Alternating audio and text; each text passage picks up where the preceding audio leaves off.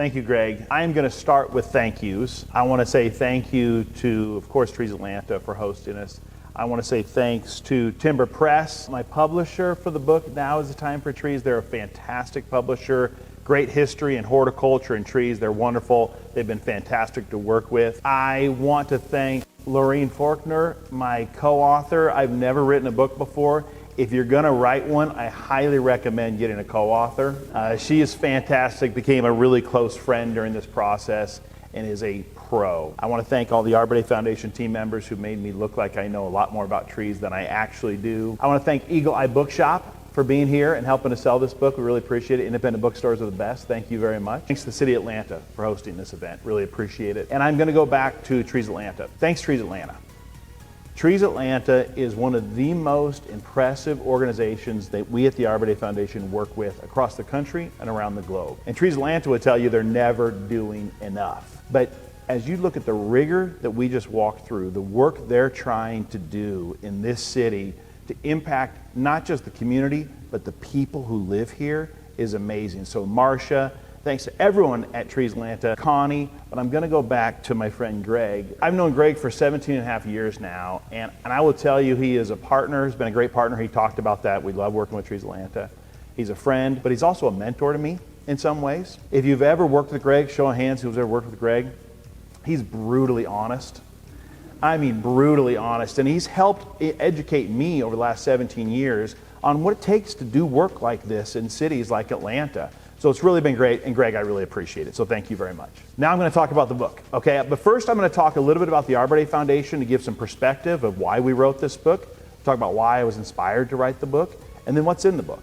So here we go. So for those of you who don't know anything about the Arbor Day Foundation, we are an international non-government organization. We are a nonprofit. We have planting projects in more than 50 countries around the world, working to plant trees in cities and towns, and working to plant trees in traditional forests all around the world. And we do that with our partners, and we are based in Lincoln, Nebraska, the home of Arbor Day. Show of hands, who knew that Arbor Day was founded in Nebraska? Okay, now everybody knows that Arbor Day was founded in Nebraska. And I give presentations like this around the country, and people look at me like, Nebraska? Are there even trees in Nebraska? And it's a silly question because there are. It's right here. And when I am not there taking care of it, my assistant Megan keeps a very close eye on it for us. It's actually a pretty accurate plot if you're looking for overall tree canopy average in Nebraska. But seriously, the Arbor Day Foundation, everything starts with our mission. And our mission is that we inspire people to plant, nurture, and celebrate trees. And that's what we do every single day, all kinds of different ways. We do it with our programs and our partnerships. Partners like Trees Atlanta, like the City of Atlanta, like the International Society of Arboriculture, which is based here in Atlanta, the world's largest community of professional arborists. We have partners like U.S. Forest Service, state forestry agencies. Our partners help us get the work done. We have more than 1 million members around the country, members of the Arbor Day Foundation. Thank you very much. We really appreciate it. We really appreciate our members help us get our work done. And as Greg mentioned, we were founded in 1972. And for those of you who are good at math, you know this is our 50th anniversary. And for those of you who haven't turned 50 yet, it's a big deal. And so you have to take time to celebrate, and we have. It's been a great year of celebrating what's happened. We have helped to inspire millions of tree planters in our first 50 years. We have helped to plant millions of trees in our first 50 years, and we've been celebrating. It's exciting, but what we're most excited about is what's next for the foundation. What we're going to do next, how we're going to help keep planting trees and inspiring planters for years to come. We've learned a lot over those 50 years, and one of the things we've learned is that everybody has a tree story. Everybody. Everybody loves trees, and as you're thinking about it right now, many of you probably have a tree story to tell. We hear this all the time. People who want to tell us about the first tree they ever planted, or the first tree they ever planted with their kids or their grandkids, or with their school, or maybe it's just their favorite tree they pass when they're walking their dog at night. Whatever it might be, everybody's got a tree story. I'm thinking you all are thinking about what you might share if I asked you. And I've got a tree story. This is where I grew up in Lincoln, Nebraska, South 39th Street. This is the house I grew up with, my parents, my brothers, my sister. And this is our enormous pin oak tree in front of our house. Huge, it's probably 60, 70 feet tall, the largest tree by a long shot in the neighborhood. Towered over the landscape. Every single day when I came out of that front door, that tree was there. There for me to just take care of me, to just shelter us, and I took it for granted completely as a kid. That tree became part of our family. There are hundreds of family photos with that tree in it. There are probably more family photos with that tree in it than with me in it. But it just became part of our life, part of who we are. But I will tell you, at the Arbor Day Foundation, we're looking to move beyond stories and beyond memories to action. We're looking to move beyond talking about a tree to what a tree can be. I'm going to spend a few minutes just talking about the power of trees to take on the biggest challenges facing us today. And you don't have to look far. You're reading about, some of you maybe even have seen firsthand, the historic forest fires burning across the U.S. and around the world today, damaging and destroying critical tree habitat and watershed protections. 2021 was the hottest summer in the history of the United States. 2022 is giving it a big fight to try and have the record. Extreme heat is the #1 weather killer.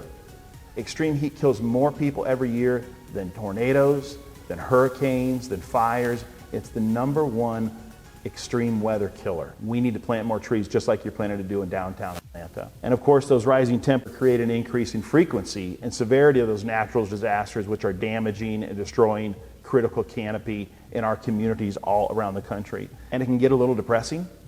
It can be a little bit paralyzing. And people just wonder, what can we do about it? And the good news is there is something we can do about it, and it's plant trees. And trees aren't a silver bullet. We can't plant our way out of all these challenges, but planting trees might be the simplest, most affordable and scalable way to make the biggest difference we can on the challenges facing us. Because a tree can be brave, standing tall on the front lines of our battle in the climate crisis, helping to pull carbon from the air, shade our homes, stop and slow stormwater flooding and runoff, standing bravely protecting people and communities every single day. A tree can be a home, helping to nurture life in cities and towns and in traditional forest lands, nurturing and advancing ecosystems and biodiversity. A tree can be unifying, and we believe a tree can be a movement, and that we're in the middle of a tree planting movement right now. And we're looking to make scale impact on a global scale as well as at that neighborhood intimate level. And if ever there was a time to be planting trees, now is that time. We are at the right place at the right time to be planting trees. And that is why we decided to write the book, Now is the Time for Trees. So the reason we wrote this book is to inspire more people to be a part of the tree planting movement, to inspire people to be planting trees in their communities. So what's in the book? There's lots of wonderful, great pictures, but there's also great information from research friends from all across the country and around the world, like the value and importance of trees, providing shade, lowering our temperatures on hot summer days, reducing childhood asthma rates, the power and benefits of trees. There's beautiful, iconic trees like the survivor tree in the New York City 9/11 memorial and the survivor tree in Oklahoma City. These amazing trees emerged and survived after terrorist attacks and are now sitting and standing as beacons of hope and healing and positivity for people to recover. Talked about historic trees like the angel oak in South Carolina, these amazing trees that have a history to tell.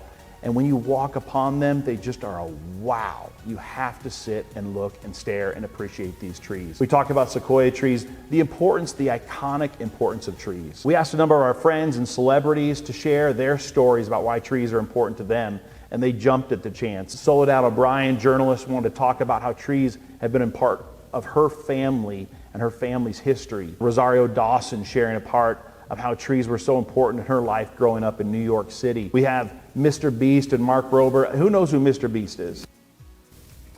If you don't know who Mr. Beast is, your kids do, your grandkids do, your nieces, your nephews do. He's got about 100 million followers on YouTube, which is just about 100 million more than I do on YouTube.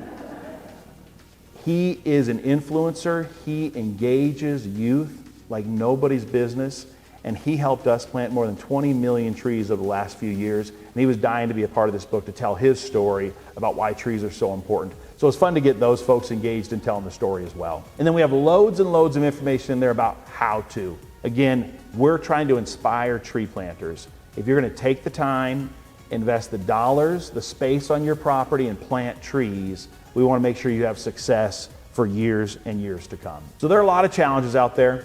Lots of challenges, lots of things to be nervous about, have anxiety about. The Arbor Day Foundation, we try and bring positivity and inspiration to tree planting. That's what we're doing in this book, and we couldn't be more proud to do what we do with organizations like Trees Atlanta, who plant quality trees, right tree, right place, engaging thousands and thousands of volunteers and transforming this city and really changing lives. So thank you for being partners. Thanks for being tree planters. I get the impression there's some serious tree planters in this room. So thanks for what you do, and I'm happy to answer any kind of questions you may have.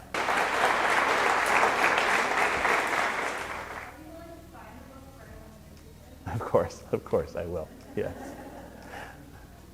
Any inspirational stories that you share with us when you're around the world? Inspirational stories, gosh, puts me on the spot.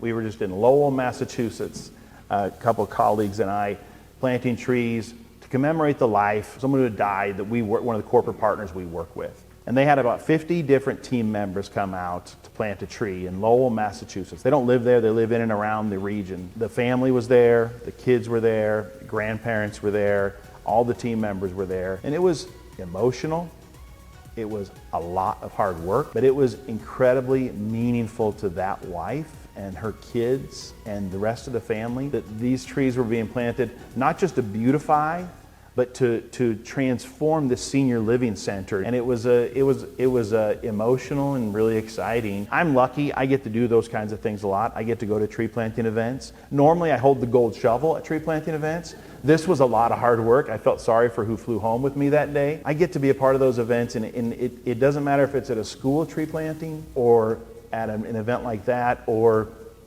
coming to celebrate Arbor Day in Atlanta with Trees Atlanta. It's always really cool. And when I go home with my tree planter shirt on, flying on planes, people are always asking more and more about trees. It's a great time to be a tree planter for sure. So obviously I know the focus is on trees, so restoration and better environment and things like that. Does Arbor Day just those kind of conservation projects as well? We try and stay very focused on tree planting, our mission. We try not to have much mission creep, but we absolutely appreciate the importance of different ecosystems and the role they play. Even at Arbor Day Farm in Nebraska City, we have almost a 300-acre farm with orchards and demonstrations.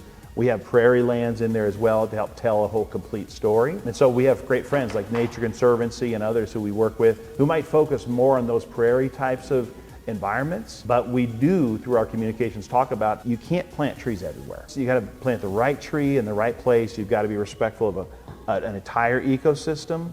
And so we recognize and support that, but we don't do a whole bunch of education around other ecosystems. Greg?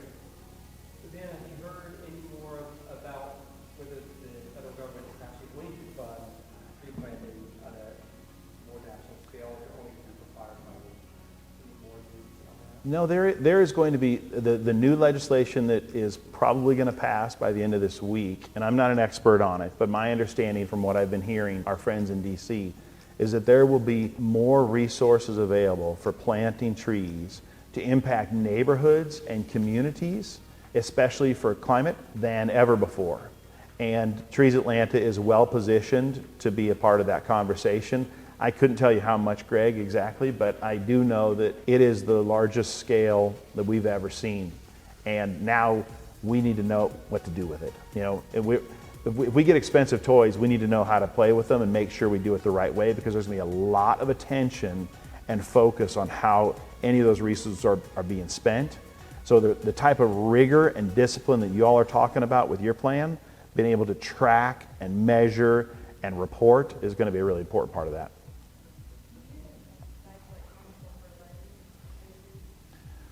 Do we use any pesticides or other kind of fertilizers for our trees? Well, when we're planting trees at the Arbor Day Foundation, we're usually planting with partners like Trees Atlanta or the U.S. Forest Service on national forest lands, or state forestry partners. I couldn't tell you exactly how they all manage all of their tree resources. I will tell you at Arbor Day Farm, we have our own trees, our own orchards that we manage, and we do use some different chemicals on those, but we try and use as little as possible. But we do use some pesticides.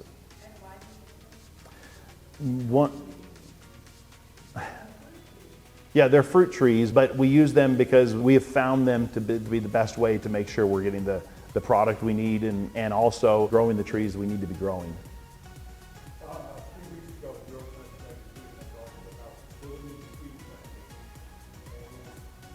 Putting that. Yeah. I'm wondering, have you interacted with folks who are promoting that idea? The Arbor Day Foundation is a part of the 1T.org, which is the Trillion Tree Initiative led by the World Economic Forum. There are a couple of other Trillion Tree initiatives out there as well. If you read the article, you know the Nature Conservancy and some others are a part of a couple of other Trillion Tree initiatives. And here's what our take is on it. Any conversation that's helping to push the ambition and the aspiration and the attention around the importance of tree planting today is generally a good thing. As we've been a part of the 1T.org World Economic Forum's Trillion Tree conversation, what we've helped them do is understand how to plant, where to plant. As we're working with corporate partners and others who are part of that movement, it's making sure that there is a discipline around it, a rigor behind it. A trillion is a lot.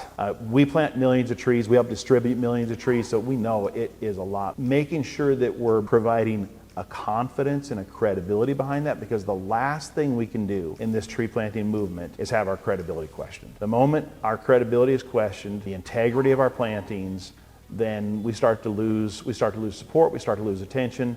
And so our engagement, and we feel pretty good, we feel really good about the people who are helping to lead this, is helping to make sure that it's done the right way and not double counting and all that kind of stuff.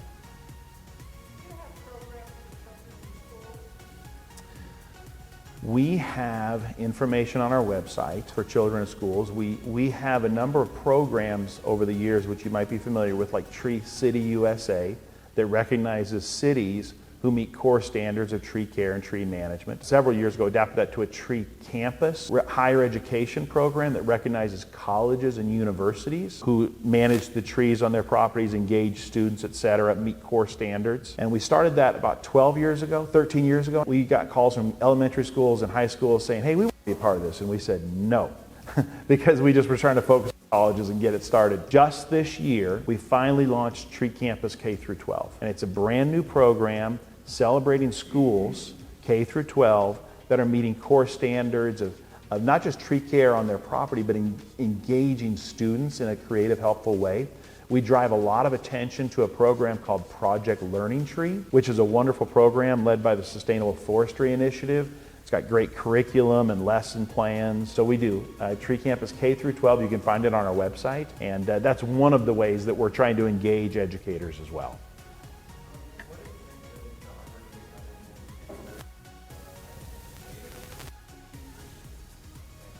We talk a lot about right tree, right place, and that's not just with utility lines. It's about making sure that you're planting the right trees in your community. We encourage natives. We really do encourage native trees as much as possible. Some people want ornamental trees, but we have a lot of information on our website. We encourage natives, but not exclusively native trees. We encourage that as much as possible. And to the good point that Steve brought up earlier, it's in the book as well. We're encouraging people to look around their neighborhoods. What trees are thriving? What trees are surviving? To encourage them to think about what trees are right for them. Yes, sir. Well, how did I come up with the inspiration for writing the book? We're celebrating our 50th birthday this year at the Arbor Day Foundation. And one of the ways we thought would be a really cool way to celebrate our 50th birthday is to write a book to try and inspire people to be a part of planting trees. It was a lot of work, a lot of writing, and so far it's going really well. So that's why we wrote it, is try and get more and more people to plant trees. But it was a lot of work. Did I mention that? What is the tallest variety of deciduous trees in the United States? I don't. I'm looking at Greg. Sequoia? Sycamore. Sycamore. Greg is saying sycamore. Thank you, everybody. Thank you, Greg.